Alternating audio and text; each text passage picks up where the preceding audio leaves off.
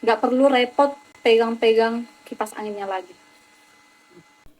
Kipas terbaru dari Gojodok, High Speed Portable Waist Fan.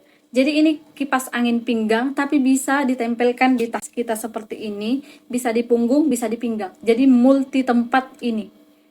Ada dua tambahan penjepit seperti ini yang bisa diputar 360 derajat. Karena kalau ini sudah dipasang ke sini, ini bisa diputar 360 derajat. Kapasitas baterainya 3600 mAh, bisa tahan sampai 9 jam. Kecepatannya juga sampai di 100 level. Di sini untuk menghidupkan pengisian baterainya, dan kita bisa mengatur kecepatan anginnya di sini. Ada juga talinya. Ini bentuk talinya seperti tali tas, bisa dipanjang pendekkan. Jadi anginnya langsung ke bagian leher ke atas gitu. Kalau Gojodok keluarkan produk terbaru biasanya harganya promo. Silahkan dicek.